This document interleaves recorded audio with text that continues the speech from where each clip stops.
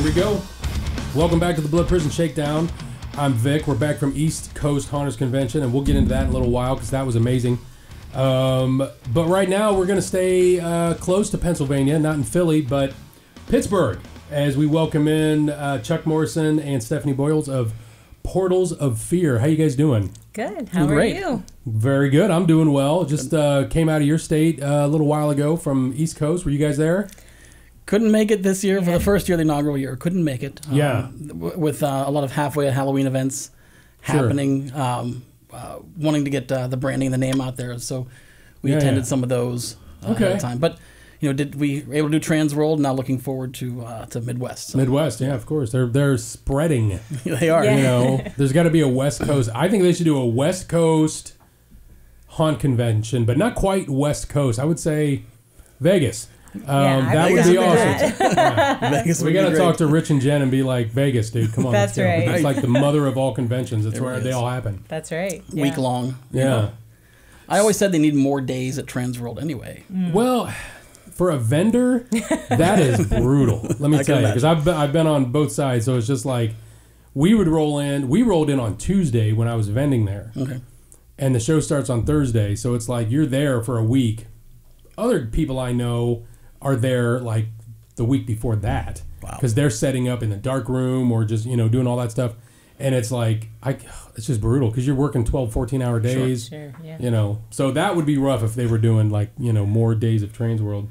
I would like it because when you take the seminars are always good. Well, not having for the enough most time, part, but then not having enough time to truly do the trade show floor because they're both. The seminars are well, I mean, that's true because I get into a couple and I'm like, shit, man, I want to get back on the floor, but I want to take this marketing class or I want to take this, scare acting class or, and a lot of it is just you want to be in there longer. You want to talk.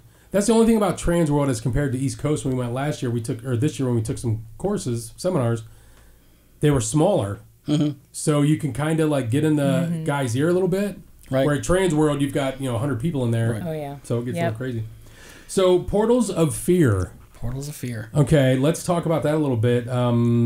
First of all, where are you guys at? What are you doing? Like where are you exactly? Sure, we're in West Mifflin, PA. It's about 9 miles southeast of Pittsburgh. Okay. Kennywood Park is a pretty famous amusement park. Around the area. We're about a mile from Kennywood Park. Oh, okay. And they have their own Halloween haunted event as well. Of course. So just like a lot of theme parks do. But never competition. We actually play into the easy location as well. So. Sure, yeah. Same here. There's a trail across town. Okay. Right. And we're great friends. We text all the time. We go to each other's, it's great. It's a good time. That's one thing I do like about that. So another question. So you're just outside of Pittsburgh. My other question is, why are the Steelers so horrible and shitty? I'm kidding. I'm not a big football guy. Well, recently you're correct. No. My buddy's a big Pittsburgh fan. I used to be like big into sports and stuff, and he would like give me all sorts of shit. I'm like, okay, whatever. So I figured I would do that.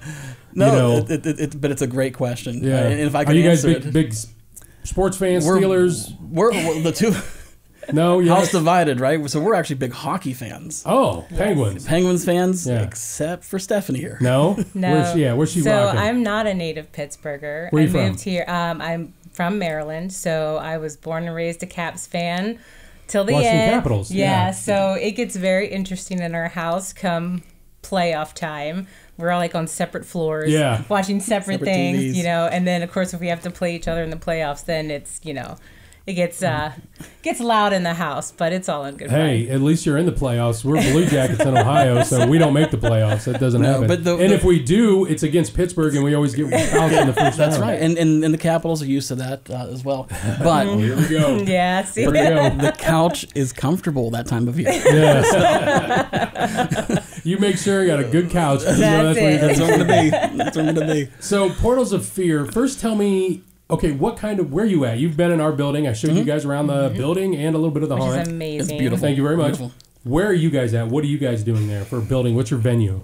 So we are in an old Catholic school building that has been vacant for gosh, I don't know, probably 20-ish years. 20 years, yeah. Yeah. So cool. It's over 3 floors, so we have basement, first floor, and second floor. Very cool. And yeah, it's a really cool building. I think we're probably about between 10 and 12,000 square feet now of haunt space. Yes. Yeah, of haunt space. With another 8,000 left to use. Yeah. Oh, that's good because you can expand. Right. And yep, exactly. you got your first, so your third season. Yeah, this is your third season, or you went through? We're coming up on our third season as Portals of Fear. Yep. Got you. So where did the name come from? That. Portals of Fear. So a little bit of back history. We started as a home haunt, which is kind of a funny story in and of itself. And then we got an opportunity, or Chuck got an opportunity actually to help with a volunteer organization the one year where we weren't able to do the haunt like at our house. I was studying for work certifications and I was just like, I can't do that this year. So he got on with a volunteer group, and so the first year he went over and he helped them. And then the second year they, asked us to come back, and, we still volunteer. So we did a little bit more that year. And then I guess probably by the third year, we were pretty much designing about half of the space. Okay. And then by the fourth year, they were pretty much like, giving us carte blanche with how we, designed the space. So we tore it all out. Yeah. Renamed it. So what was it before that? They just called it the Haunted School. Oh. And it was a fundraiser, right? Yeah, and it was a fundraiser for them. Okay, and all revenue went to them, to the school, to the school, a youth group, the youth group, youth group. Yep. Now, so as a Catholic school, so there's got to be a Catholic church right next door. Is it still functioning Catholic? It is church? Not. Oh, okay. Yep. Because I'm like, you guys are just not happy. Those guys are not happy with you. So, do you guys own the building? No, we don't. Okay, so you just, but the church, is it all, I mean, that could be a cool expansion. It would be. It would be another attraction. It could very well be. That could be. Or a music venue. Yeah. Yeah. Is it a big church? It is. It's a good sized church, yes. Yeah. Just huge open air space. That's the one thing, when you're doing this, like, it's like from day one, once you're established, like, you're thinking, what can we do now? Yes. Like, I just talked to the guys here, and I was like, hear me out. And whenever I say that, they're just like, okay, here we go. I'm like, hear me out. This is like 3 to 5 years down the road if we do it right. Mm-hmm. But, like, we own 30 acres of land over here. Oh, wow. Just to the other side of the building. It's 30 acres. It's not farmed. It's nothing. Basically, they use it for parking for incarceration. Right. Okay, sure. It's the orange lot, the infamous orange lot. Okay, because it's hard as hell to get out of that damn thing after the nights are over. I went to East Coast, and I went to, Legends of the Fog. They had a hayride. What was the other ones? Markoff's Haunted Forest. I'm going to tell you right now, if you ever get a chance to go to that one, go. I heard they so were all many great things. That one just blew my balls off. I'm telling you, it was like going to a haunt for the first time. Wow. It was so much fun. We were like giddy haunt people. It was so funny. So great. Bates Motel, they also had a haunted, like a hayride thing, which was amazing. So I'm thinking, I got 30 acres. There you go. It's like, and I'm like, hear me out. Let's do a haunted hayride, and we can make it a little more family friendly. Because we are family friendly, but we're not. If it's a family coming through, we know, okay, tone it down. If it's not, it's a little more, Yep. In your face. PG-13 to R-rated. Yep. Yeah, 10-year-olds buying your touch passes. Yeah. Oh, no, we don't do that. But touch passes, it gets fun with those. Those are fun. But it's a thing where it's like that expansion, like expanding into that church or, putting a tent outside. You know what I mean? So you're always kind of thinking about that kind of stuff. And, always. Yeah, 24/7. Yeah. What can we do, and can we pay for it? That's right. That's the bigger question, right? I don't ask that question. No, I'm the one that says not this year. So you're the one. Right. You're the dreaded no man. I am, yeah. The no ma'am. So no issues with church people or anything like that? No. That's good. Not at all. I figured to get a protest. You want protesters, man. You want your thing to thrive. You need Catholic protesters outside, with pitchforks and everything else. We actually have a really fantastic relationship with them because we are still a portion, charity haunt. And sure. What's your charity? So it actually goes back to that particular youth group, and okay. they use the funds to, every year they have a group that goes out to Appalachia and Kentucky, and they rebuild homes for, you know, people that are in need. So kind of a little bit like a Habitat for Humanity type of situation. That is very cool. And it's been really great because some of them that have been with us, you know, since the beginning, they go out there and they learn construction skills, and then they come back and they're excited to like take part in the build. So we actually have a really fantastic relationship with them. So that's cool. It's been really great. That's good. It's always better to have that kind, because I mean, with OSR, Ohio State Reformatory, we're like friends. We go out and hang out like the guys that run the building, so we're all good. And that's good to have. Yeah. It makes working better. We've had people, you know, shouldn't be doing this in here. Yeah. So I mean, we know where the line is right now, but for the most part, they're really supportive. That's good, because you know it's become such a great community event, and each year we're seeing more and more people come through and bring their families through. People are coming back year after year, so. It's been really great, I think, just for their whole community, too. So that's amazing. So it was the Haunted School. Yes. And then on the airplane to Transworld in 2021 after COVID, it was we're gonna be the Fear Portals at the Haunted School. And then finally 2 years ago, it just went Portals of Fear. Yeah. We were standing in line at Transworld and, you know, just talking with everybody as you're waiting to kind of go into the, show floor, and you're talking with other people, and we're kicking around changing the name, and we landed on Portals of Fear, and the whole premise of our haunt, the character, was born at that Transworld. Yep. We were talking with the people at, CFX, who are amazing. Yes, they are. Yes. And so our mask, our first one, we bought from them that year, and then that was, became Asmodeus. That's our icon character. Our icon character. Very cool. So, yeah, it's really awesome. How do you keep them in the silicone mask? Well, so it's kind of a family event. Man. Yeah, so that poor kid. Chuck's oldest son actually plays Asmodeus for us. So, and he's on stilts. He's in the full 9, and he's already 6'3". Yeah, and then we put him on stilts. There you go. So he's monster. And he wears that mask, 4+ hours a night. Yeah. I have fans that blow on him. It's tough. A lot of water, and he sticks it out. Yeah. Well, that's the ones that you got to find your hardcores that'll wear them. Yeah. I bought ones this year at Transworld that are just the face. We did too. And it's got the buckles, and it's just like, I'm like, that's and we got, I think Shattered Effects has the ones where it's just the face and you got like a hood. Mm-hmm. Still a little hot, but, the full silicone masks are just, they're amazing. They're beautiful. The mouth movement is just off the charts. Yep. So cool. Although, but the strapped one from Immortal. Right? Yes, from Immortal. We got ours this year from Immortal as well. Yeah. Well, you strap it tight enough. The movement is just as good as a full. Really? I haven't gotten mine yet. And when we got there, I had the one girl. I can't think of her name. Sorry, but she. I was like, she goes, "We don't want to let you try them on." I was like, "That's fine. Will you try it on?" She was like, "Sure." So she puts it on and starts moving. I'm like, "That looks great." And it really was a man mask on her, and it still looked kind of good. So I think it's going to work fine. I was really impatient. I saw the one that I wanted, and I cashed and carried that bad boy. So by the time we got back to the hotel room, I had already strapped it on, and he was videoing it, sending it to our crew, check it out, kind of thing. So. Yeah. I think I ordered 8 or 9 of them.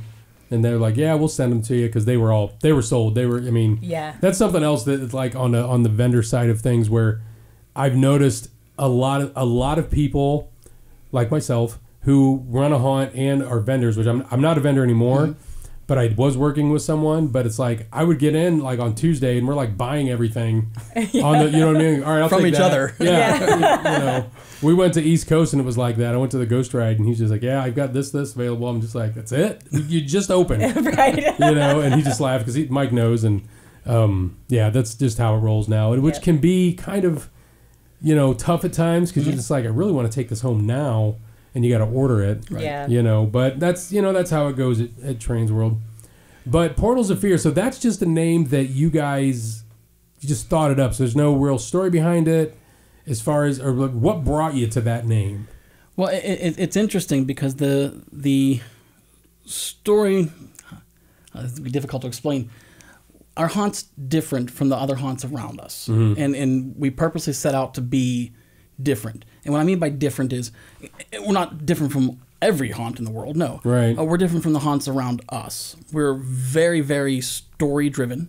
Mm-hmm. We're very character driven, and I come from a theater background, so we're insert joke here. We're interactive. It's big sweeping sets with scenes that are happening as the guests walk by or through them. Right. So you're not just jump scaring every 2 seconds. Right. Yeah. Right.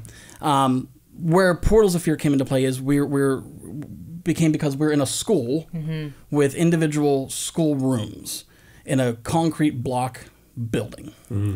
So I had a theme in one room, and a theme in another room, and a theme in another room, and we needed a way to tie them all together.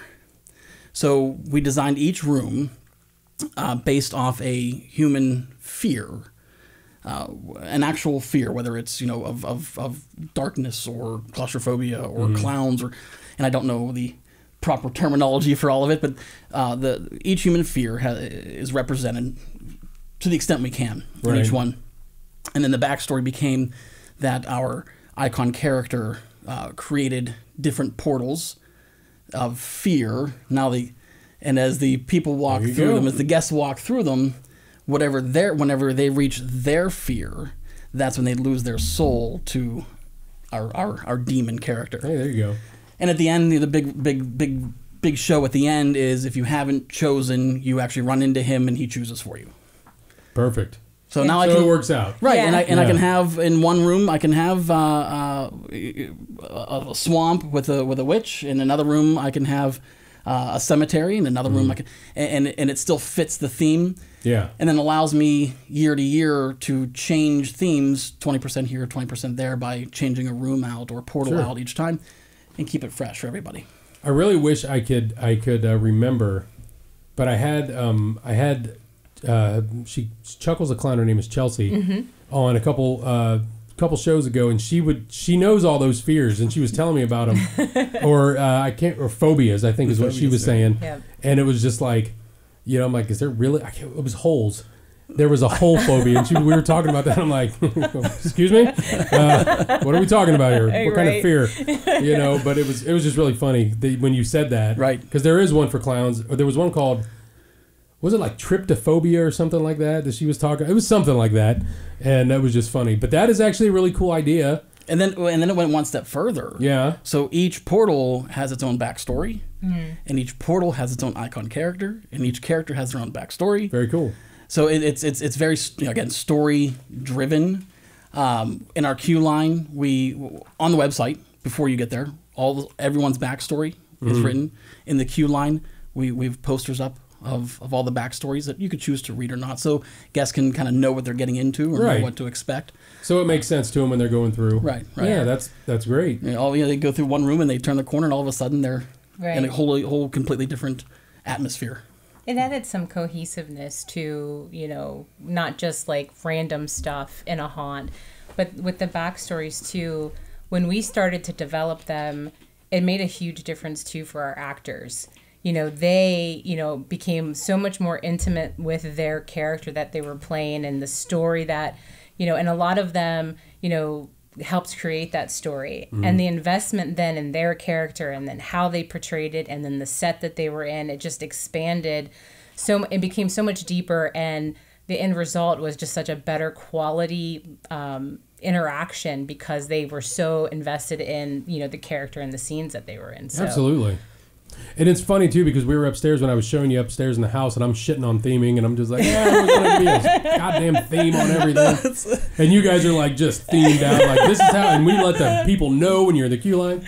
I'm just like, what the hell's the house doing in here? I'm like, it's where the widow lives. Shut up. But that's okay, because I don't want to ever look like I'm copying somebody. Yeah. I don't want to be the same thing. I want to be a different experience. Sure, absolutely. So that's you got to do that stuff. I mean, I'm just playing around, but it's like you all have a theme in mind. But that is really cool though, because like here it's like we try to keep everything prison themed. So it's like there's the prison warden's widow's quarters, and then we got the infirmary, and we have the all that kind of prison terminology that you can use. So it's kind of got to stay that way. But the old haunt I used to work at, we would do the exact same thing. Not a Portal of Fear. That's pretty cool. But it was like a different movie. Yes. Because I worked for a movie guy, so he wanted to do a different movie scene. So we did like a morgue scene, which is kind of normal in a haunted attraction. But, he was, it was this movie I saw, and, so that's what we based that scene off of, or the lab scene, or the Texas Chainsaw Massacre scene was like the house, kind of like, what we were just in. So I get it, you know what I mean? Right. And it's a Portal of Fear.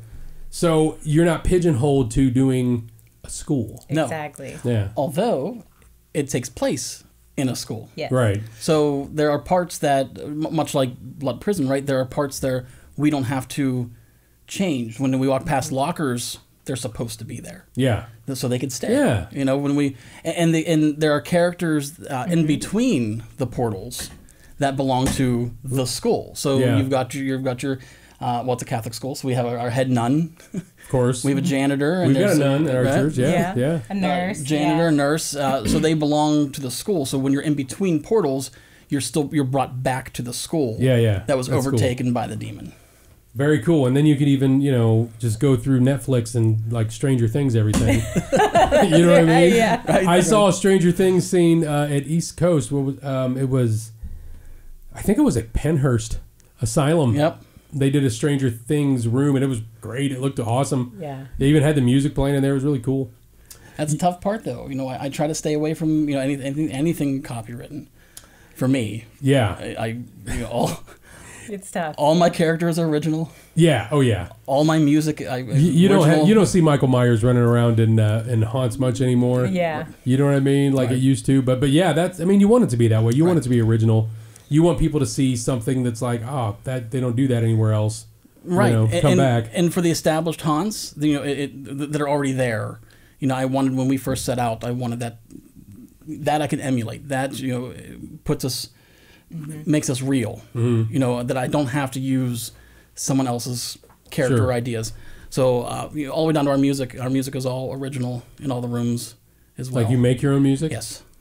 Do you play the instruments? It's all synthesized. But okay. Yeah. Is it AI generated? What are we doing here? No, it's on the Roland there. With MIDI, I get to play all the instruments at once, and then I add it to the base of all of our soundtracks, because each portal has its own soundtrack. The basis of all these soundtracks are the initial sounds that you would hear in that environment first. So if you're outside, the outside sounds. If you're on a street corner, it's the horns and the traffic and the people yelling. If you're in a cemetery, it's the night sounds, the crickets, the things like that. Crickets and, I take that first, and then I'll underscore, usually with some low frequency, some bass and things like that, and then bring in some instrumentation. Well, that's cool. Yeah, keep it all original, right down to the music. Yeah, that's great, man. So when you're doing all, it's funny because the one guy that I love him, he's one of my best friends. His name's Paul. He's like, hey man, you got to do a scene where this guy comes up, and he's on the roof of the van and he's playing Master of Puppets, and I'm just like, dude, come on, man, what are you talking about? Call him Eddie. I'm like, you're even calling him Eddie? Okay. Yeah. He belongs to a Hellfire Club? Yeah. All these, and I'm just like, oh my God. But it's like everybody wants to, do that special thing. And, so it's just funny. And it's, you want to do those cool kind of things, but it's like, you want it to come from you. Yeah. You know what I mean? And like, if you're doing all the, your music, then it's like, that's a true art form, really. From every aspect of, do you do all the set painting and everything? Yeah. Well, the whole thing, yeah, is our art. Yeah. Right.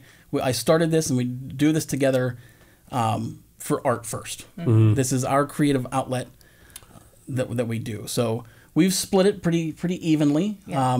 I kind of come up with the big ideas, and then she kind of funnels me back to reality, what really can be done, and then I'll build it.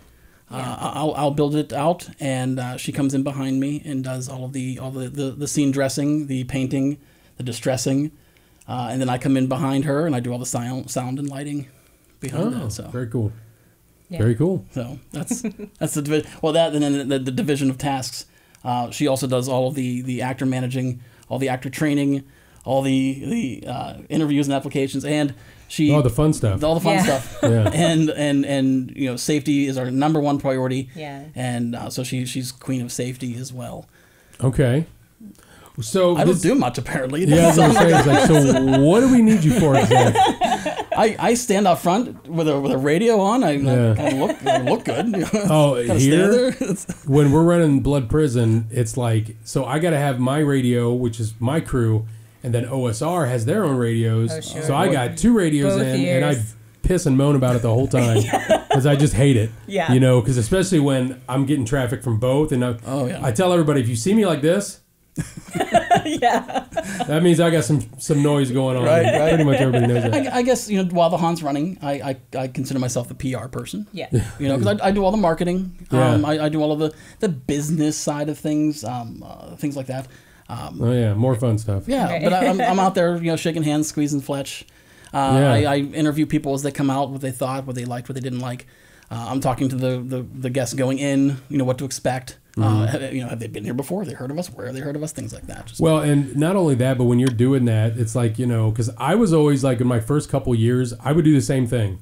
And I would talk to people coming out, but I would like pinpoint. Like, they look like they had fun. Hey, what'd you like? Yeah. You know what I mean? Oh, that's great. You know, these guys look like horror fans. Hey, man, what's up?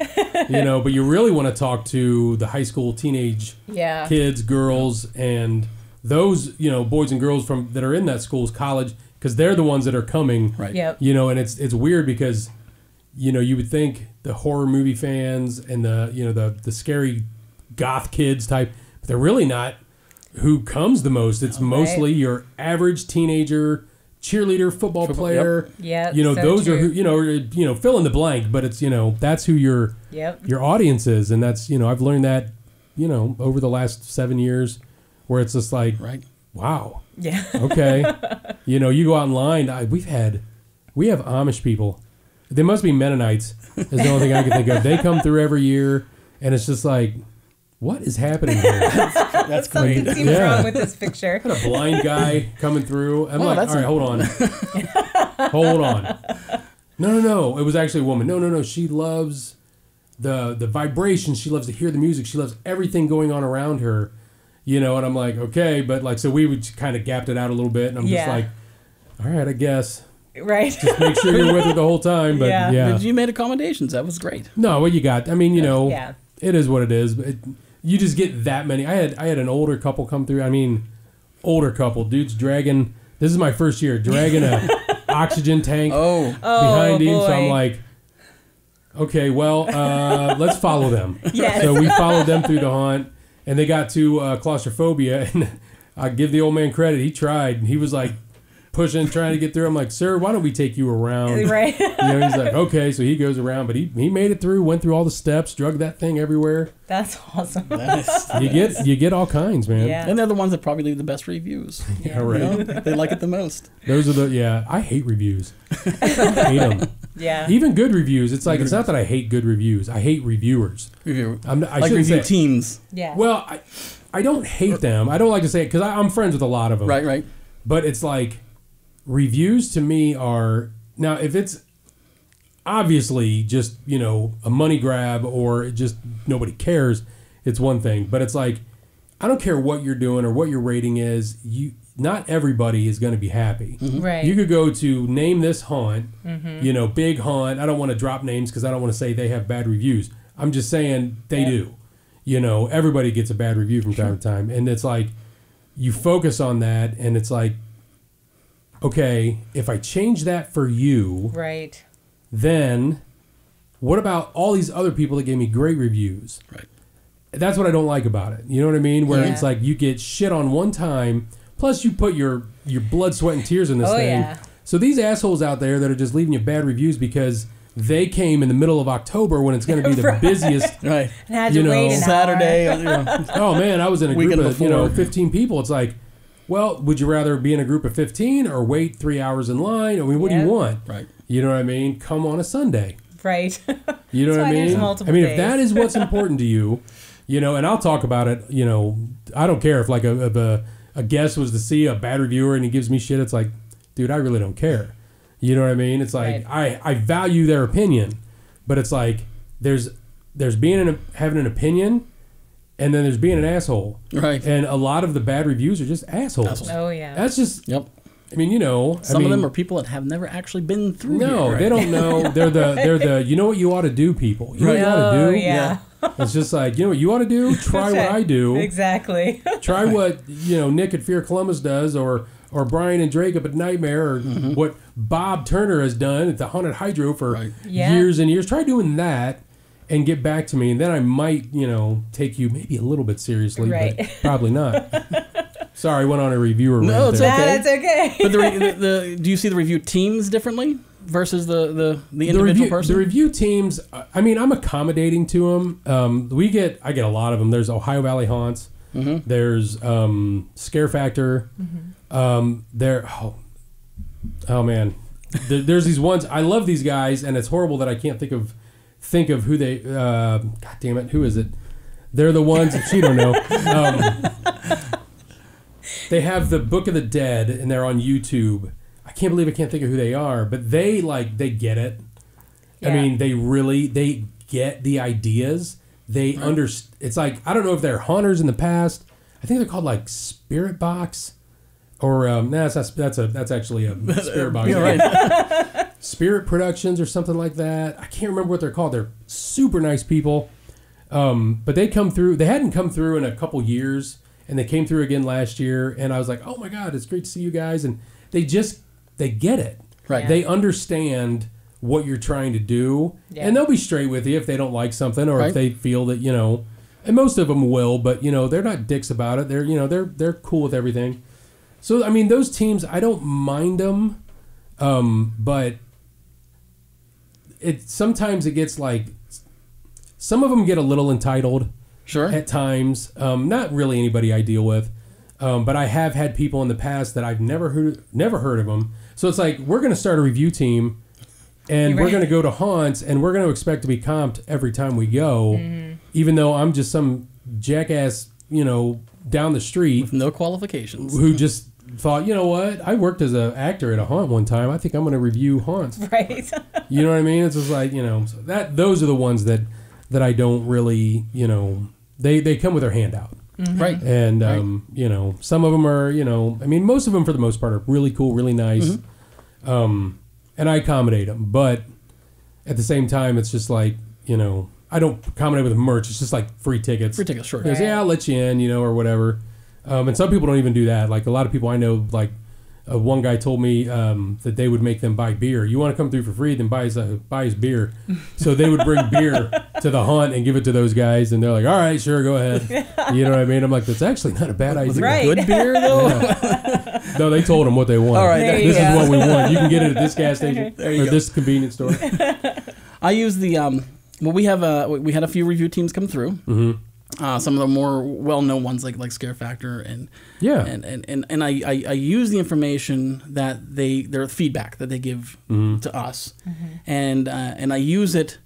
I try to use it to get better. Now I don't look at individual things that they point out.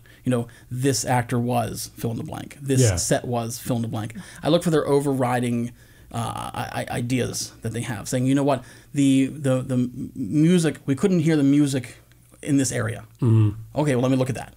Sure. That's, so I look for those things. We do have a review team local to us, two women. They're called the Haunted Housewives. They're fantastic. I think they've been here. I believe so. Yeah, I believe so. Yeah. Never told us they were coming. No. Never those asked are the best for anything ones. comped. Yeah. And boy, they can write like Shakespeare. They make everything. The prose is just beautiful. Yeah. Right. Yeah. I think I talked to them last year actually, because they might have done a video outside. I believe they did. Yes. And I just happened to run into them.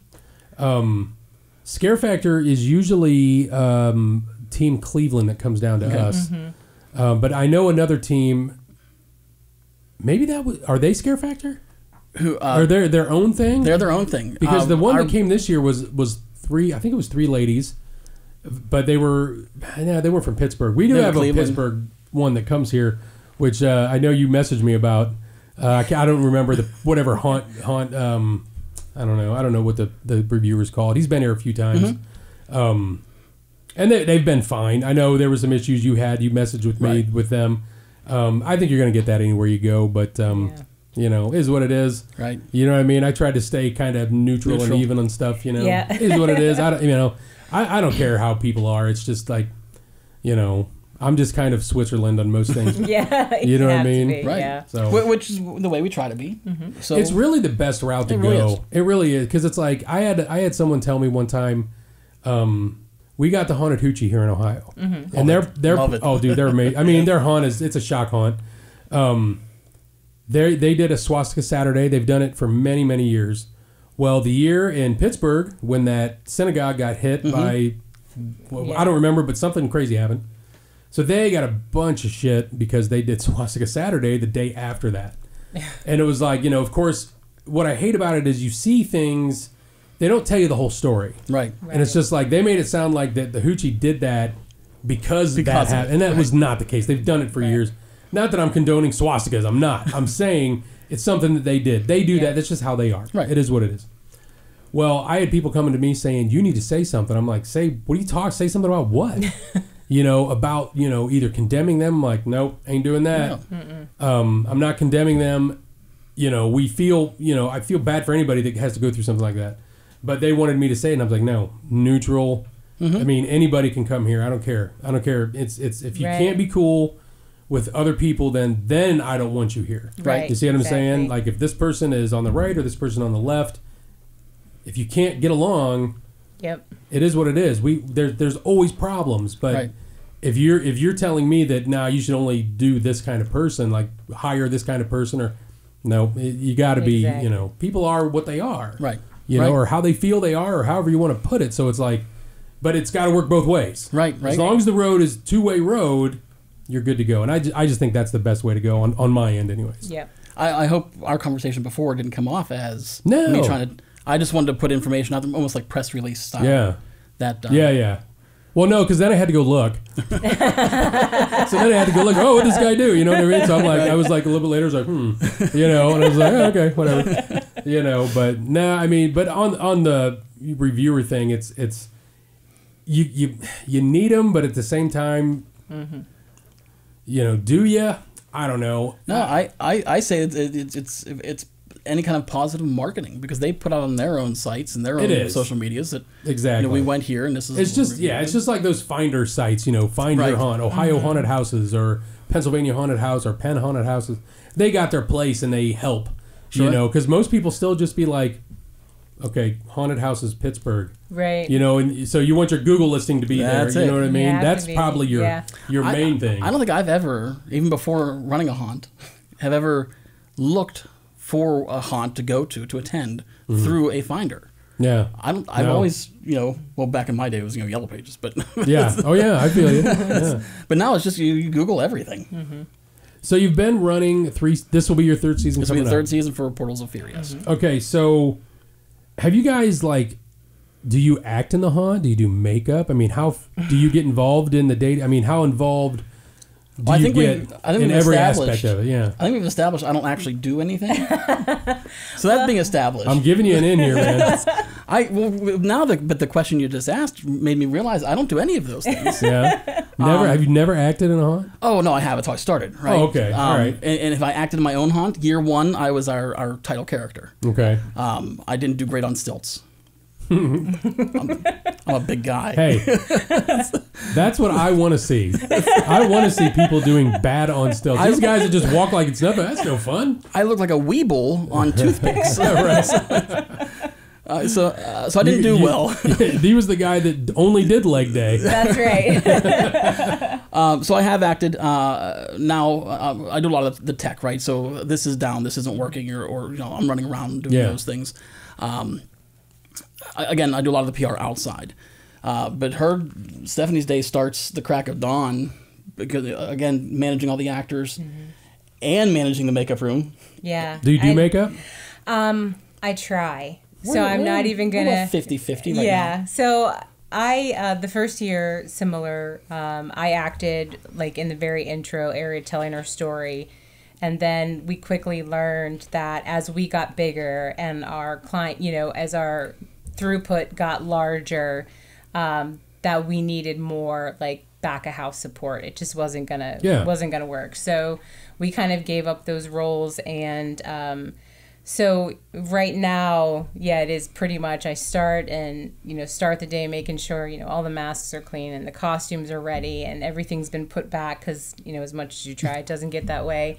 And then we've really been trying to like increase the realism of our characters, so airbrushing and makeup. So I did a lot of classes about that at Transworld this year, and built new airbrush stations. Yeah, so all new stainless steel airbrush stations now, which are real cool. Nice. Yeah, so we built dressing rooms for the cast this year, so they can. Wow, dressing rooms. Yeah, we still just get naked in front of everybody. So she's the worst at it.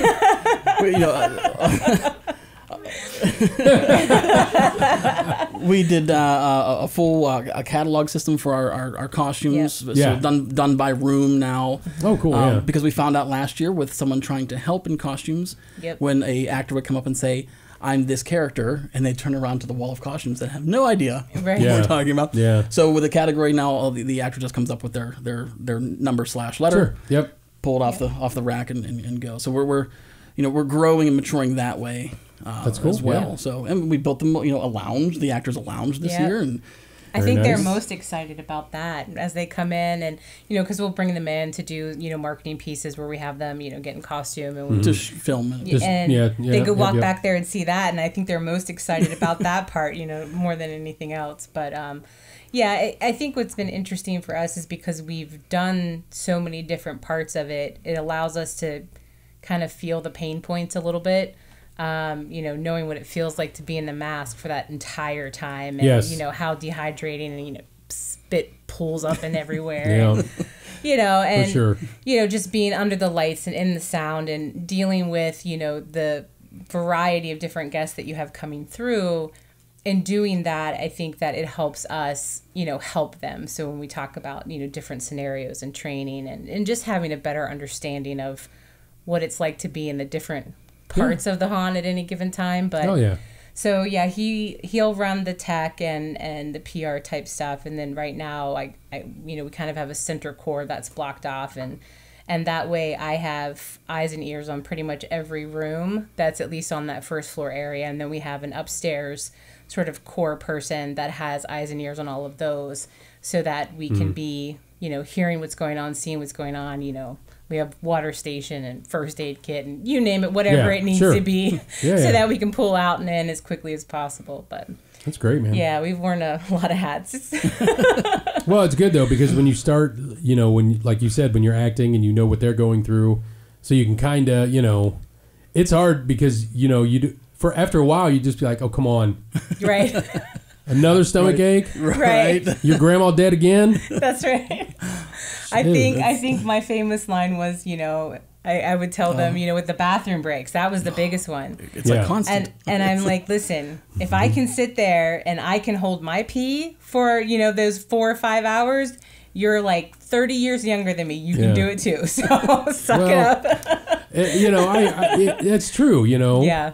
But doing that, it's just like, then you're not working hard enough because you got to sweat more. That wouldn't be happening. But we do the same thing. We got like each zone's got its leader, and they get bathroom break. They got a zone lead. We got a zone leader, like the place I showed you. Mm-hmm. So we have a zone leader up there. That's Candy, and she has Kylie, who's kind of her assistant. Yep. And they go through and do all the breaks and everything, and we give them breaks, but you got to give them water, right? Yeah. So they're gonna piss eventually. It's like but there's always there's always one who's just like, I just got a tiny bladder. Yeah. What? You're exactly. Come on. And then you go behind the scenes and find all the piss bottles after. Oh, yeah. Oof. We had to throw some costumes away once. Yeah. Oh, jeez. I could tell that. We told that story on the one podcast, and I said, yeah, I was trying to forget about that. She's like, well, you got to give better breaks because I had to piss myself, and we're just like, Jesus. I'm like, okay. I mean, thanks for staying in your scene, I guess. But I told her aside to go, listen. If it ever gets to that, just go. Right. Okay? Don't piss yourself no more. Just go ahead and go. And then she used that as her battle cry. I didn't piss myself. And like, oh, that's shit. so funny. High fives all around. Yeah. Oh, man. So out of all of that, I mean, here's the thing. What I try to tell everybody, especially on my crew, it's like people take this stuff I mean, you always, something you're passionate about is, you take it seriously. Mm-hmm. But at the end of the day, it's like, when my crew start kind of getting at odds with each other or with something that's not working how they want, it's like, calm down, take a breath, and we're not curing cancer or putting rockets into space, man. Yep. We are building haunted houses. So, like, keep it fun. Yeah. You know what I mean? Keep it loose. We'll get it. It's a matter of time. We'll get it. Don't worry. You know what I mean? So that is what I always tell everybody. Have fun with it. If you're not having fun, why are you doing it? Especially this. I mean, I don't know. Do you guys do anything else? Yeah. In the haunt or outside the haunt? Outside the haunt. Well, we both have full-time jobs outside the industry. Yeah. See, there's where you get pissed off. That's right. That's your pissed off time. And that happens a lot. Yeah. But as you grow and expand, then hopefully you get to, this is what we do. Yeah. Right. Now, do you guys do off-season events? Not right now, yeah. So are you going to plan on doing something? Halfways, Christmas, all that good stuff? I think Christmas, I like the St. Patrick's Day idea. Yeah. I like those types of haunts. Sure. So yeah, we maybe those two. I think as we continue on, it's definitely something we've been talking about doing because it was interesting because we were at a couple events this last weekend and the number of people who came up and asked us, are you open year round or are you open for any special events? It's really interesting to me. Like people really are starting to look forward to that more and more. Yeah. So yeah, it's definitely something that we're talking about bringing in our next season. Well, yeah, year-round haunts are interesting. Are interesting things. Like there's one here in Ohio in Sandusky, and I haven't been to it, but someone told me that like it's great, it's cool, but like it's one guy. So if you go in like March or June or some shit, like there's a guy, come on in, and he comes in. All right, goes through the first scene. It's him doing his thing, and he bolts behind a wall, and then gets to the next scene, and you get in there, and he's doing his thing. I'm just like the Ripley's model, right? Yeah, that's pretty much, yeah. Yeah. So it's like I don't know. I mean, I think year round is like I don't know. You're kind of taken away from it a little bit. I think if you do it like a year. I mean, I'd love to do it year round. If like you could support it, sure, that would be cool. And Pittsburgh is not. Look, Pittsburgh can support haunts, multiple haunts, multiple large haunts. Where there's a demographic and a large enough one for it. Not year round. No. You would need a serious tourist destination to support year round on the scale that we are used to. Vegas. Right, there you go. I bet you they could do it. That's right. And they don't even. Well, Universal's going to be in Vegas. They tried to do it. Yeah, did they? In Vegas? Yeah. With, Eli Roth's. Eli Roth. Yeah. My makeup artist guy actually worked at that. Matt Seal worked at that haunt. He, and my other friend of mine, Sean Rogers, when I was telling you about did the tree. Mm-hmm. He didn't. Well, no, he didn't work there, but he did some art pieces for him.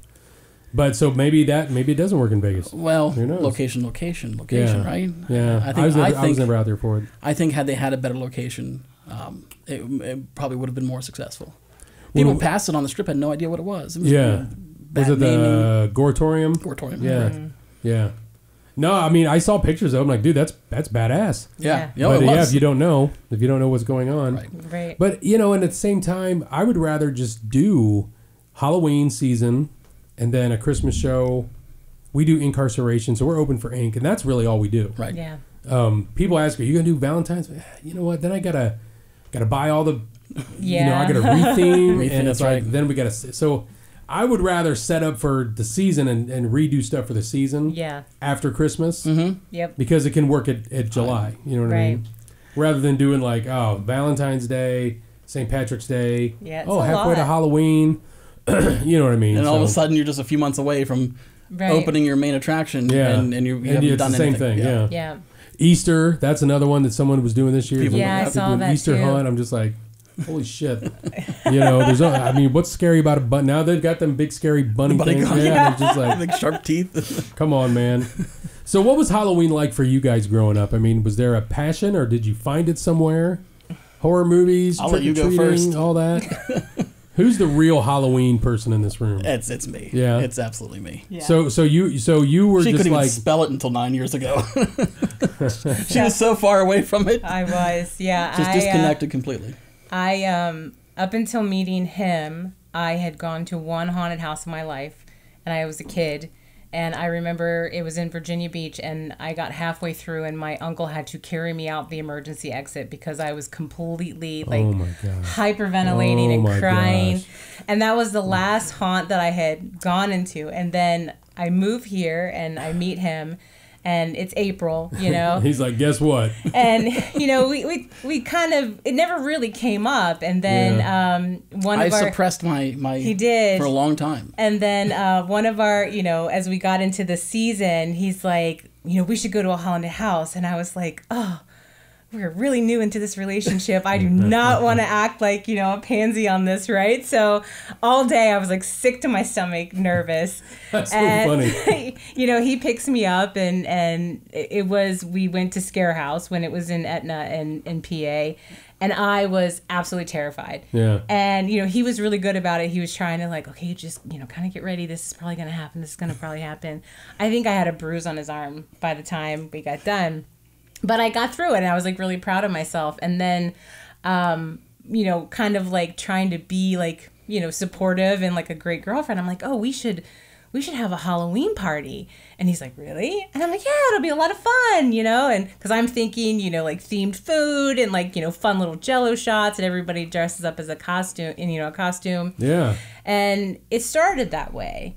And then it just kind of grew. And then our house started to look like the Addams Family for like a month. We would move our furniture out. Yeah. And move in decor and literally live like the Addams Family for months. Yeah. For months, just because of this party. Yeah. And, you know, we would have so many people come in, and it became like a staple, you know, for us. And then, you know, it was that one year we couldn't have that party, and, you know, he kind of got that volunteer thing, and here we are now, I guess 8 years later, and sometimes I'm standing in the middle of the haunt, and I'm like, how did we get here? Yeah.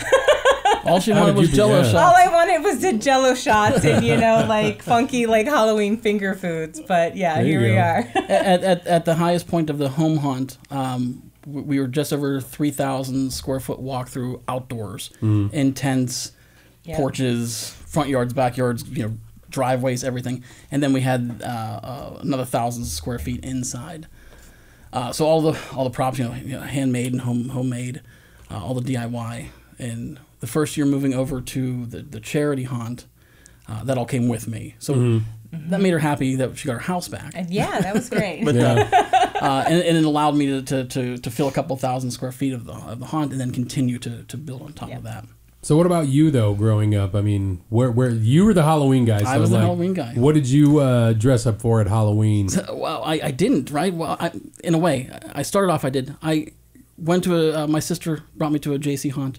I was 5th grade, 6th grade. First one. Yeah. The first haunt. The building's still there. I pass it every day, and I always had them. Hey, I remember that was my first time. Yeah. Loved it. Fell in love with it. Went back to my parents and said, I don't want to do the trick-or-treating this year. I want to do a haunt. I want to build a haunt in the front yard. And both my parents were super accommodating. Father helped build me my first coffin and the guillotine for outside, and making tombstones out of plywood. And he even acted for me in the yard haunt. You know, got himself in the coffin. And our first year, our local police shut us down. Our little yard haunt. Nice. Because that's good when the cops come and shut you down. and then my mother came out and she said, it's Halloween night, the kids are trick-or-treating, you can't shut us down. Yeah. And they said, fine. So they parked cop cars in front of our house and then lit it all up with floodlights. Because parents were complaining that their kids were coming away crying, scared. Good. I was like, well, that's kind of the point. To hell with them. I'm like, it was free, right? Yeah. And we're giving you candy. So that went on for that's for amazing 3 though. years. Yeah, it was my love of that, of getting a reaction. Right, I wanted to get a reaction through production.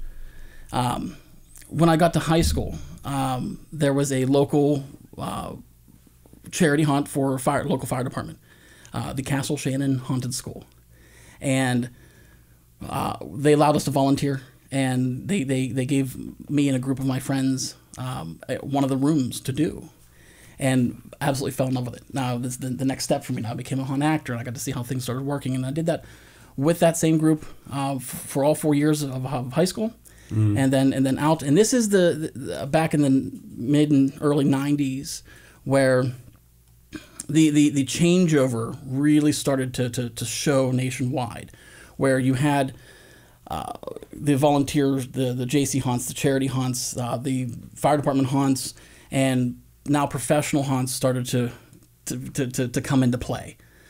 So we had our one of the first professional haunts opening just down the street from us that has graduated and morphed into something even more today. Yeah. So working with them, acting, etc., and then in designing, then life comes along. And I had went to college, but I went to college for theater. I was a theater major, and with that comes set design and stage design and lighting design and all the acting courses and things like that. So well, it certainly helps. It does, especially for what my vision is. It helps. Then I got out of it completely. I started a family, and I went completely the other way into business and kind of put it all on a back burner. Yeah. Years later, before Stephanie and I met, I did get a call from another local charity that needed help putting together a haunted trail. Mm. And they just knew me from years ago. So I went and helped do that, and that one's still running today. That's great. Oh, yeah. 15, 20 years ago. Put it all, again, just repressed it all. I had my own kids, so I made all their costumes and made sure that they were all award-winning costumes. So they've got little trophies now. Made your own costumes. Made all their costumes. They light up in fog and everything else. My 6-year-old's costumes or lights and movement and servos and motors and things like that. And then Stephanie came along, and having repressed Halloween for a decade or more, and she said, hey, Halloween party. And I said, I don't think you know what you're getting into. If you let me do this.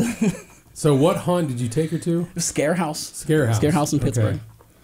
So cool. It was a great haunt. I mean, I love it. Aside from your own, I mean, what is your the favorite one you've been to? Like one that just sticks with you everywhere you go? Well, that's an easy one for you. What? I think you've only been to one or two, right? Well, really?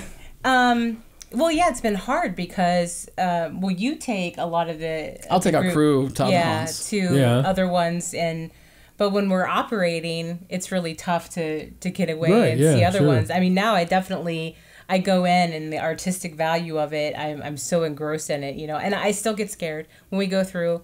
They get me every time. I'll jump, I'll scream every single time. I wish I had that. No one ever scared me.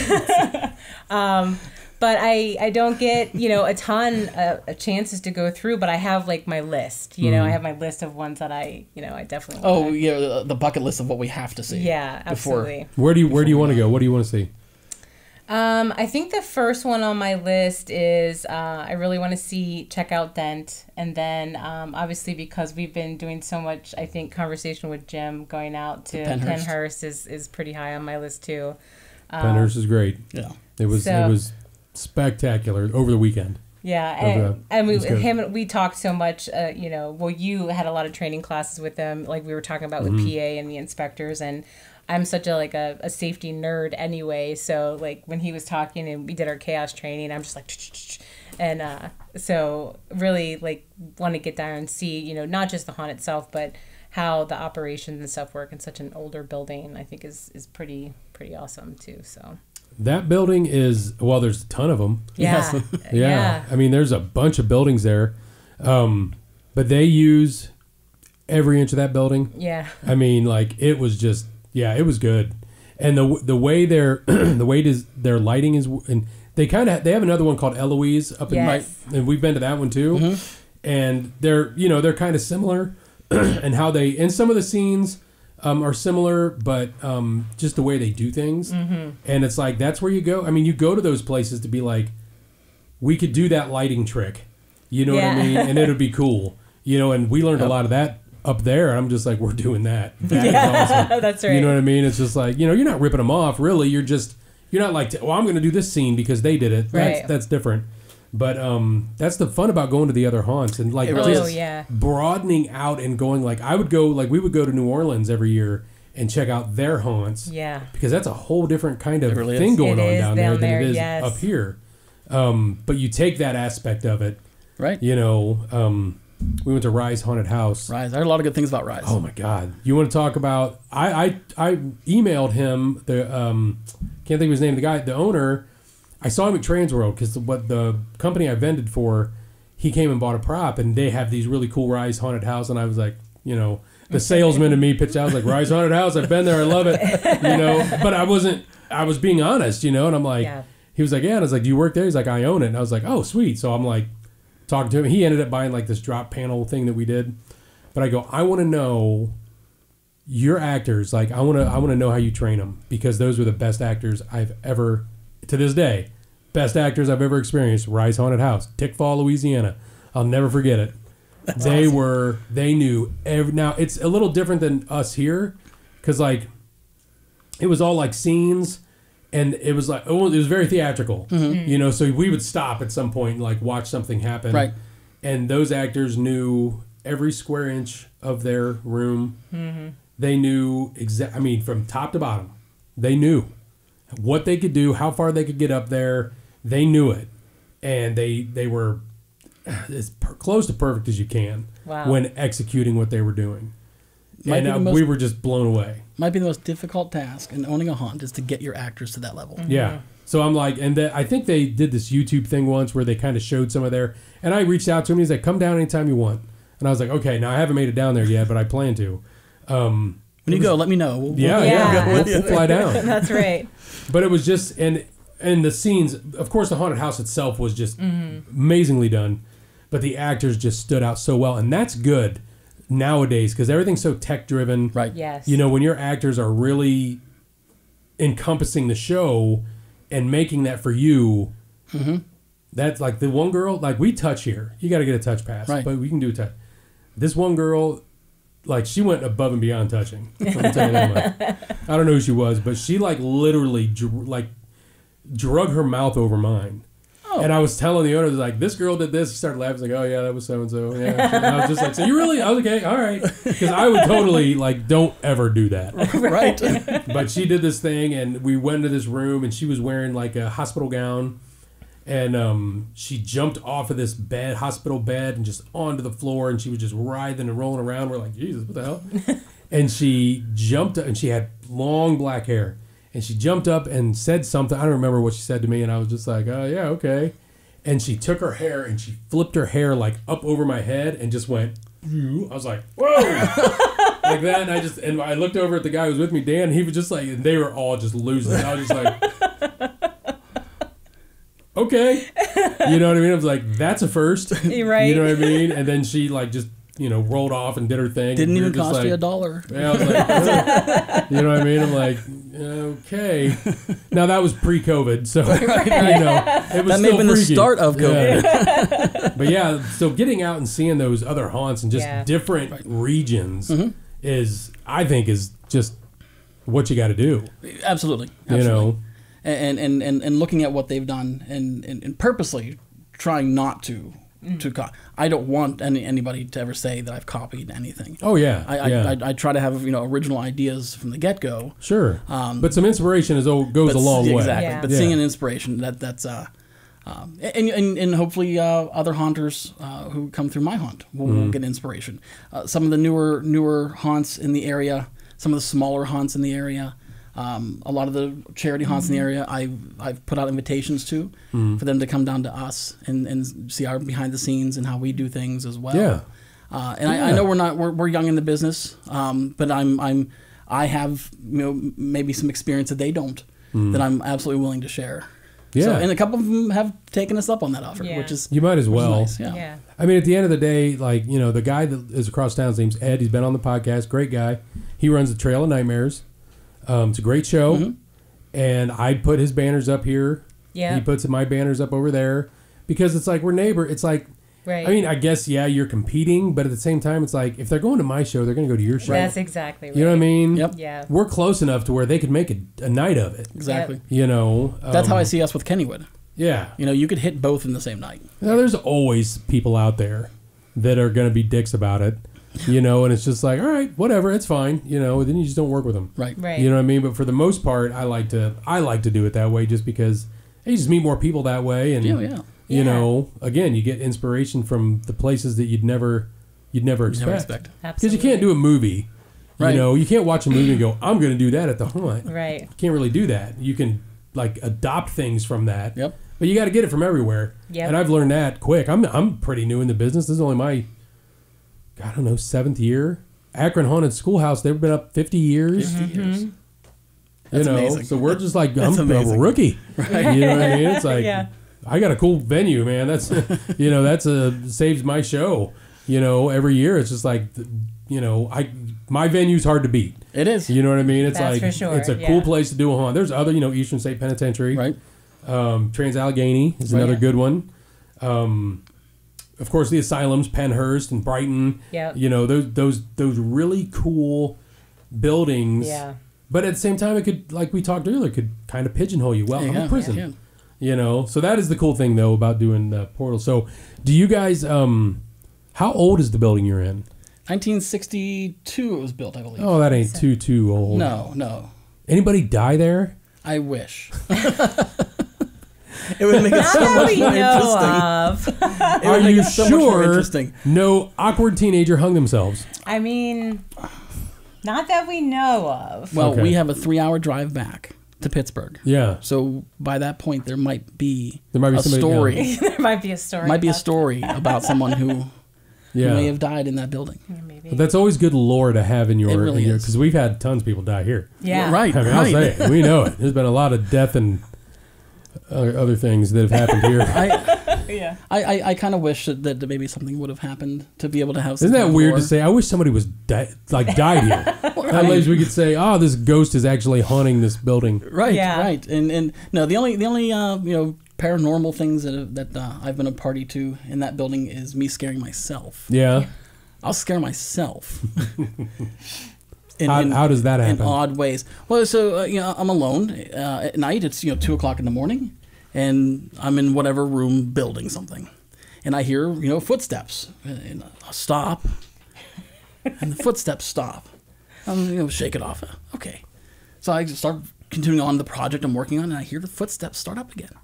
I go, son of a gun, someone's here, and they're it's either someone trying to play a joke on me, or someone who's there for nefarious reasons.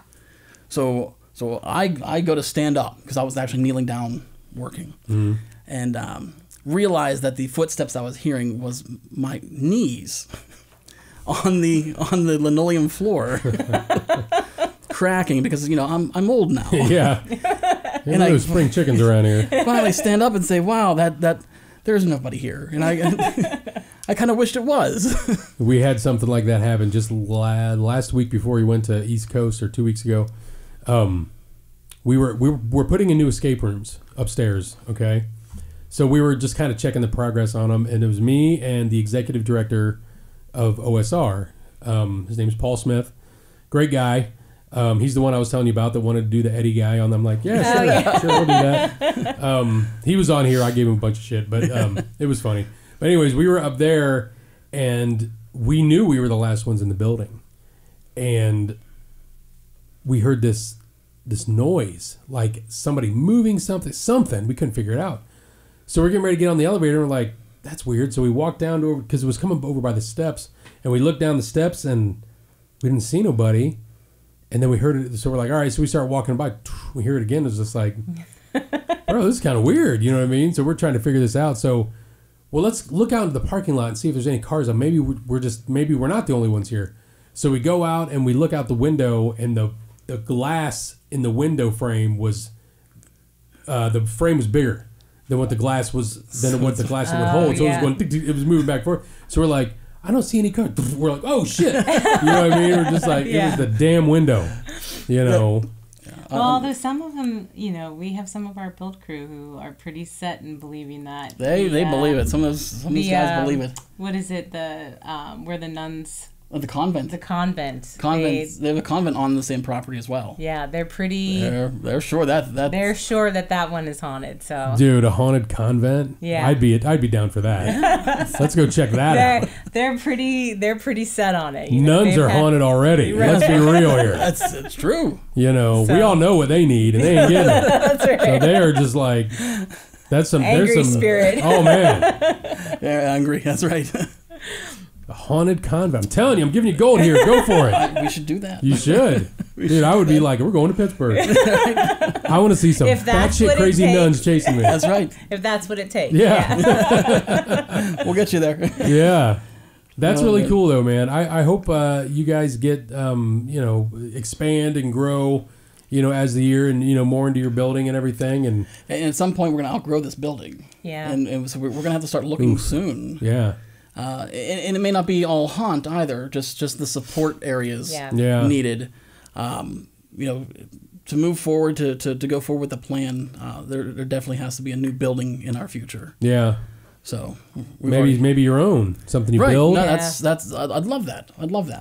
There might have to be somewhere in between first. Yeah. before build. I mean, to have something built is ultimately where we would go, what we would want. Yeah.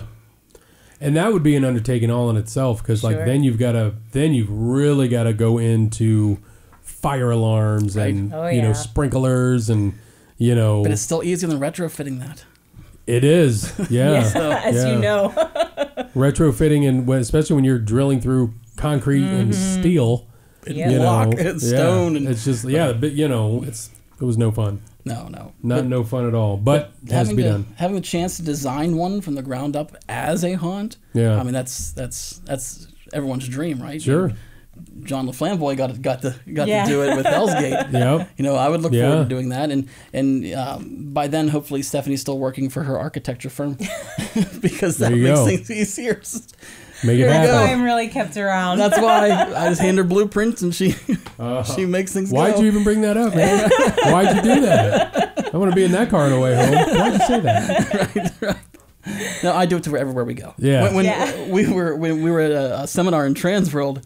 And it was a safety seminar, and the instructor asked a question, which she answered correctly. You're the only one to raise your hand, I think, and answered correctly. And he asked, I think it was Jim, wasn't it? Jim Warner from Pennhurst. And he asked, how do you know that? She was like, I'm an architect. It's kind of what I do. So when everybody else in that seminar heard that, there was a line of people to talk to her about design, about CAD drawings, about being able to blueprint their building, about fire codes. I had to walk away because it was boring me, boring the shit out of me. Well, a lot of people, and I can't remember exactly where they were, are getting a lot of having a hard time getting their haunt even approved because they want stamped blueprints from an architect as part of their package. Yeah. And, that's kind of tough because, in our world, you don't just take somebody's napkin sketch and stamp it and say, here you go. There's a lot involved in it, and it's expensive. Yeah. And it's a cost that, a lot of people that are trying to make this transition might not really have. So it's tough. I mean, we don't have, knock on wood, don't have that regulation in PA, but a lot of the other states that we were hearing, they're starting to require that, just blueprints of your actual haunt, where your walls are going to go, and where your exits when you're trying are. to get in the building, sometimes you don't even know yet. You're just trying to get a lease into a building, and so there was a lot of questions. Yeah, a lot of people they don't think about, because everybody when they do what we do, their go-to is designing and what the rooms are going to be. Where I worked before, we had somebody come in and they wanted us to design their haunt. We were like, okay, so how far do you want us to take this? They're like, they had a really cool building. It was right here in Mansfield. Really cool building and parking. They had everything you would want. And we're like, okay. And they're like, we have these ideas, so we want to do this. And we're just like, all right, hold on. Hold on. Okay. One, do you have any kind of fire alarm in there? Well, yeah, I mean, we do. I was like, okay, has it been inspected? Has it been looked at? Has it been approved? Has there been anything happening with it? Is it active? When's the last time it was serviced, up to date, anything? Right. And they were like, well, it's been a while. I was like, okay, you might want to start there. Yep. You know what I mean? Exactly. Did you go to the permit people and talk to them about if you can even do a haunted attraction in your building? Right. Well, no, but we want to do this thing. And hold on. Right. You can talk to me about designs all day. But if they're not going to let you do it, if the zoning is wrong, or your building is not up to code, this is pointless. Right. And they walked away a little dejected, but I'm like, look, go to your city and codes, talk to them. If you're good, then come back to us once you get everything you need. They want to skip ahead. They want to always skip ahead to the fun stuff. And it's like, unfortunately, it doesn't work that way. It's not the 70s and 80s no more. No, exactly. You know what I mean? Everything has to be built around the safety. And it should be. I mean, your guests and your staff should be safe. Absolutely. Anything can happen at any time in any situation, whether you're in a haunted house or if you're in a department store. Yep. But if you have the things in place, it's always better to have that. 100%. Yep. Stephanie's created blueprints of not just the building itself, but the building with the full walkthrough done and complete. Mm-hmm. And then every actor location is labeled, and then the fire department and sheriff's department are given copies of that. Yep. So they know how many people are in the building at any time. They know where actors are supposed to be if we have to clear the building. Mm-hmm. So when they go through, those hidden spots are checked as well. Oh, right on. So there's copy. Well, the building inspector gets a copy of that. The fire marshal gets a copy of it, and the sheriff's department, we give a copy to the sheriff's department as well. It's all about the communication when you take those steps and you make those relationships, and because I really don't think that any of these entities are out to not let haunts happen. They just want to make sure that people are being smart and safe. So, by having those conversations early on and being transparent and inviting them in and talking to them, and if they want you to change something, change it. Right. Because arguing's not going to make any difference. It's just going to come back and bite you anyway. So I think that's been something that we've tried to do right out of the gate to make sure that, and if that means, we have our budget for the year and we have those conversations and they're like, nope, we want you to do X, Y, and Z, that comes first. And then whatever else we can filter in after that comes after that. And that's just the way it is.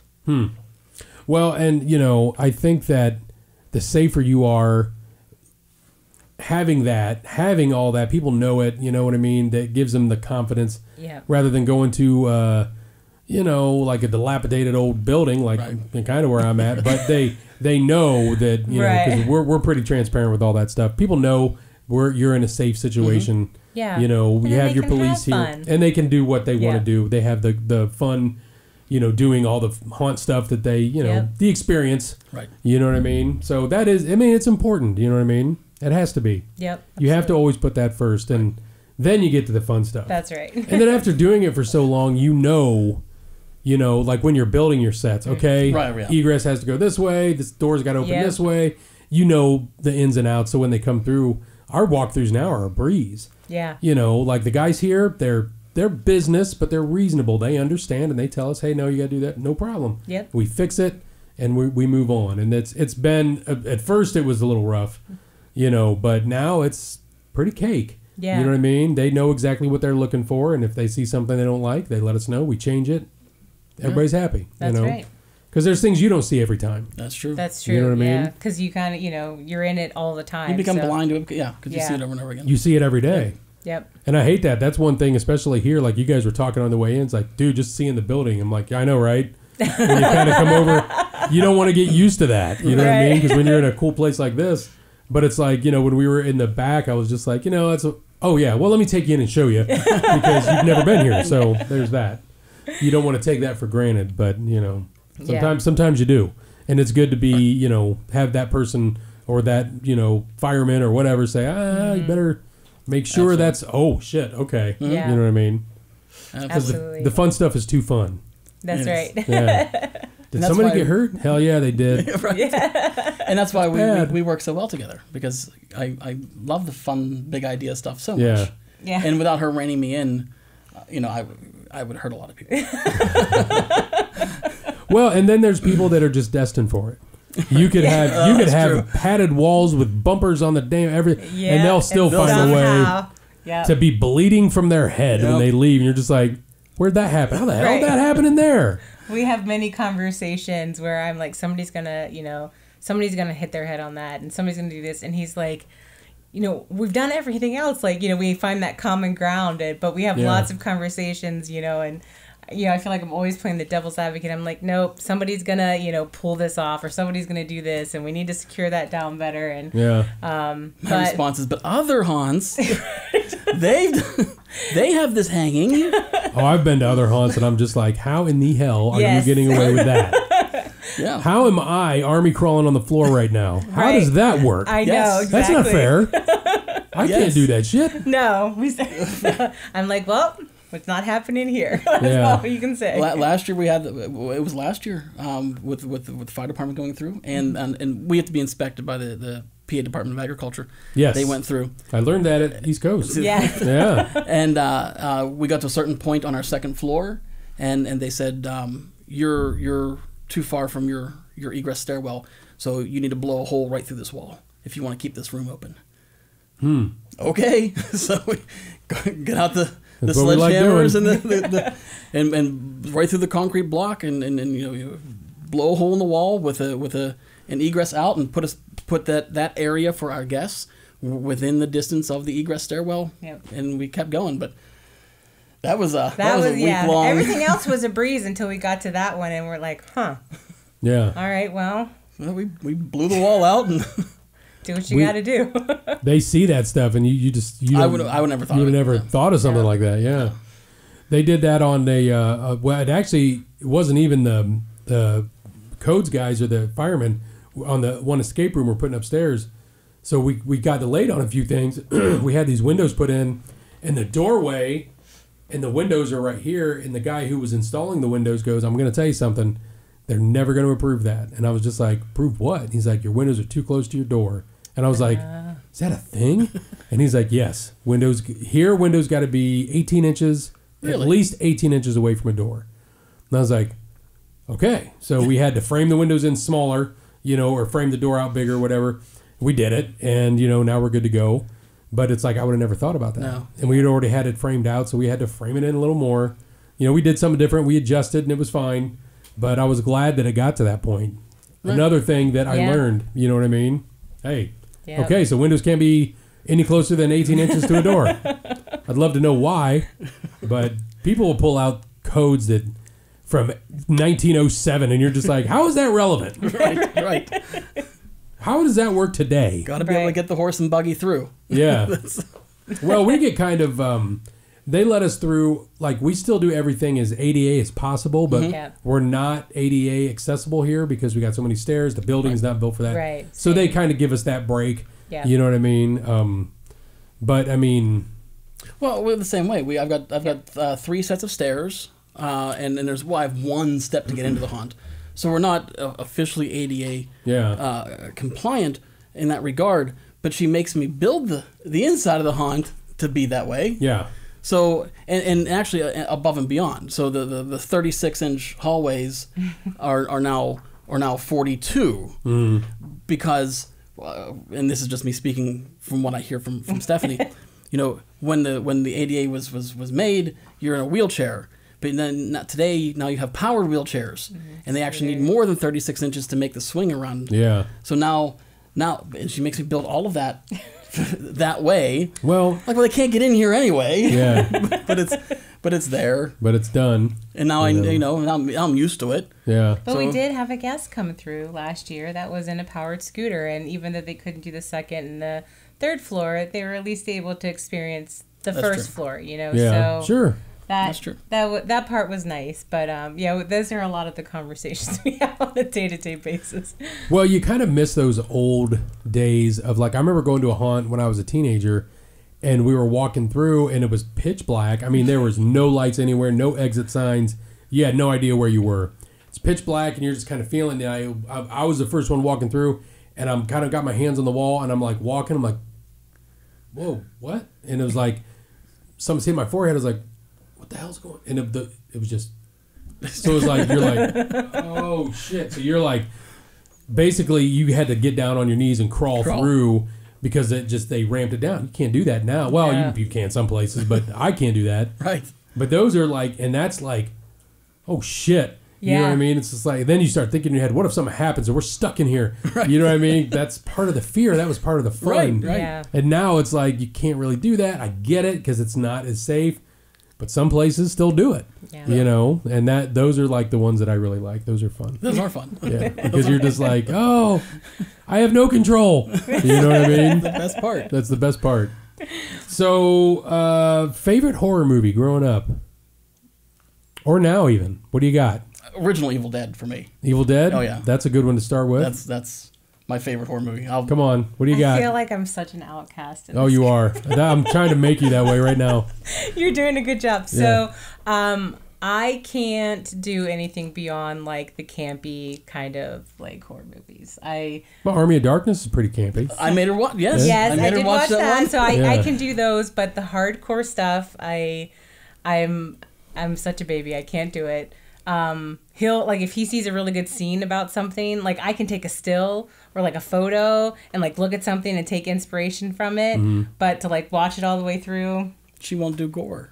I won't. Oh, you don't like the gore? I can make it all day. Like it's like, you know, my project and I can do it all day. I can take still photos and I'm fine. But to like have it like live happening to me. So I sit up at night and watch them myself. Yeah. So you just don't watch them. I don't. I mean, like, he'll have it on in the background, and I'll kind of, like, you know, I know it's embarrassing. It's getting called out. As bad as she is. She doesn't do that either. See, thank you. I feel so much better. And they're like, and so, you know, a lot of our, you know, volunteers that work with this, they know this about me, and they come in and they see something that I'm working on. They're like, I don't understand you. Like, you won't watch gory movies, but you're making that. Like, where did that come from? I said, I didn't say that I didn't have a sick mind. I just said that I don't like watching it on TV. See, people will show me real shit, and I'll be like, oh my God. And like, I'm okay with that. I can't do that. The real stuff. The real stuff doesn't bother bother me. It. But when it's fake, I don't know why. I have a hard time. So I did get her through the classics, right? The Friday the 13th, the Nightmare on Elm Streets, and the Halloween stuff. We did get through those. Without those, you wouldn't be allowed to cross a. What about The Exorcist, man? No, I did watch The Exorcist. That's great. Yeah, and you know, Poltergeist and some of those. You know, well, my Nana when I was little, and maybe this was like a suppressed thing from when I was a little girl. I don't know. My Nana was a huge like horror movie nut, and I would go and spend the weekends with her. Yeah, and at night she would put on like, you know, these horror movies, and I am still traumatized to this day to a certain degree. We make jokes about this all the time, but you know, you have those memories, like those core memories that are in your brain from when you're little, and it was the Ghoulies, and you know that bald green-headed guy that came up out of the toilet and attacked. Like that, like is imprinted in my brain, and that's like I remember that specifically, and her sitting next to me, you know, my little Nana, like just cracking up because I'm like freaking out, and I can still like clear as day. Anytime I see it, like I have that flashback. But no, like if it's real stuff, I'm good. I can like, you know, research, take photos, like and recreate and be fine with it, but. I don't know if it's just the not knowing what's coming at me that I think gets me. I had to go get pictures of pigs one time because you know they want realism and everything. Sure, no problem. Hey, we're doing these burned bodies, and I was like, oh yeah, and they said like, oh God, I'm like that looks great. No, that's real. I'm like, oh God, you got to get the inspiration from somewhere. But I was just like, I can't do the real stuff. That's I can't do it. I just it just doesn't work for me because it's real. It's real. It's somebody's brain. I don't know. Maybe it's, you know, because I do so much work in healthcare. You know, I've been in the morgue a bunch of times in the grossing labs and stuff like that. You know, that you get to play with the real live. Yeah, maybe that's just like seeing it. I'm dead desensitized. But yeah, when somebody's coming at somebody, and even though I know it's fake, and they're, you know, cutting them in half with a chainsaw, I'm like, nope, can't do it. Yeah. But roll a body out of a morgue on a slab, you got no problem. I'm all good. Oof. I just can't. I just couldn't. I don't like going to funerals. I mean, I don't think anybody likes to go to funerals, but like, just even that is like, what is happening here? Right. It looks just like him now. It doesn't. I'm sorry. Let's stay at the back of the room. Yeah, exactly. She's taking pictures for the next prop. No, I think horror movies just kind of, I like asking people that just to kind of see where they're coming from a little bit when it comes to this kind of thing. Obviously, you're just weird on here. Yeah. You're just hanging on. No, there was other ones like there was other people that said the same things. You know, I didn't get into it until later, or I like because like the Nightmare on Elm Street movies, for instance. if you watch the first two, I mean, those are kind of creepy horror movies, but then once you hit 3, they start getting funny. A little campy, Yeah, and it starts getting, all the catchphrases, and you're just like, it's like, okay, whatever. It's good for a laugh. Or Army of Darkness. Right. There's this guy, the guy here I was telling you about earlier, Paul, he loves this movie called Iron Sky. I don't know if you ever heard of this movie. No. It's a total piece of shit, and it's not good at all. We went over to his house to hang out, a bunch of us, and he's like, we're going to watch Iron Sky. And I was like, okay, it's like Nazis on the moon. Oh. And it's apparently based on a real conspiracy theory. Like, that's an actual conspiracy theory that Nazis got to the moon and they have a base there. Oh, you know what I mean? And I'm sitting there just like, he's explaining it. I'm just like, whatever, dude. You know what I mean? Is Iron Sky a modern film or something? It's probably in the last 15 years, I suppose. That's 10 years. Wow. So, yeah. And there's even a sequel. Oh, wow. You know what I mean? So there's Iron Sky 2. And I didn't get through all of Iron Sky 1. I'm just like, all right, dude, whatever. But it's very, very, he's like, it's like Army of Darkness. All right, sweet, I'll watch it. I'm just like, Nothing like not Army so of much. Darkness. so now I give him shit. Like, if we're like, I see him listening to music. We listen to the Iron Sky soundtrack. What's happening here? So yeah, but well, listen, I know you guys got quite a drive. So we're going to let you get out of here. But thank you for the Portals of Fear folks here. Oh, thanks. For coming and driving all the way out.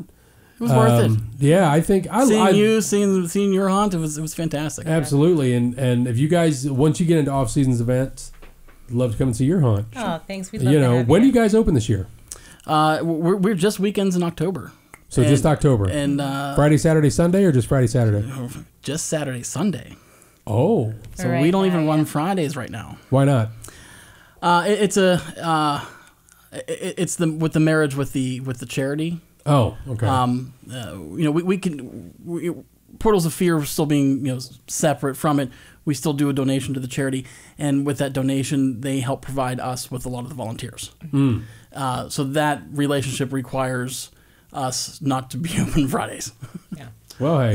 So Saturdays and Sundays in October. That's all right. That's all right. Sundays actually can be a good day. Yeah. They have been, yes. You know what I mean? Yeah, I mean, I think historically, Sundays are actually some of our busier days, which has been good for us. When we've tried Fridays, it's very difficult in the Pittsburgh region. Yeah. And with the Friday night football. And well, that's difficult, especially in Ohio, Pennsylvania, Michigan. You're going to compete with that. It's tough. And then you get the high school homecomings. So there are full weekends that are just difficult to. Well, even here on Saturdays, Ohio State's playing a night game. I hate the night games Ohio State plays. Yeah. Because then you're just like, oh, we're gonna, they're playing a night game against Penn State or Michigan State. Well, all right, so you got to wait on that. Or Friday night football, even Sundays, like in the early days, especially when the Steelers are playing the Bengals or the Browns. It's just like, it affects your crowds. It does. We even talked about like having a thing where Steeler watch party. Yeah, like we'd have a watch party out in the midway just to like help bring in some of the crowds. Not a bad idea. So. But one year the Indians made the World Series. It would have been, I think, 2018. There were so many people out there with I'm like, this is like a flashback because they all had like earpieces in listening to the radio. And I was like, that's a great idea to actually have the game on put some screens. That's a good idea. Yeah. So and then last year, because the whole idea 2 years ago was where is everybody? The Steelers are playing a night game. Yeah. Oh wow, that hurt. Okay, you know what? Next night game we're gonna do a Steeler watch party in our midway. That's great. We have the big screen and we'll serve popcorn and everybody. Anybody here gets the free popcorn and everything. And we went into the very next year, not a single game scheduled to do it. So we didn't have right. We didn't have to do it. So we filed that one for we'll see what this year does. But hey, but at least it's an idea and it's a good idea and you're ready for it. So that's a good idea. I like that. Good stuff. That's free of charge. You can take that one. I'm taking it. Steeler watch party in middle of Ohio. That'll go over well. Dude, there's Steeler fans all over this place. Really? Absolutely. Well, they're all over the country. I mean, they are once you get into Cleveland and into Cincinnati, it's hardcore. Right. But once you leave those areas, this Steeler fans all over this place, man. All over. It's because we scatter. Yeah. This must be what it is, but they're everywhere.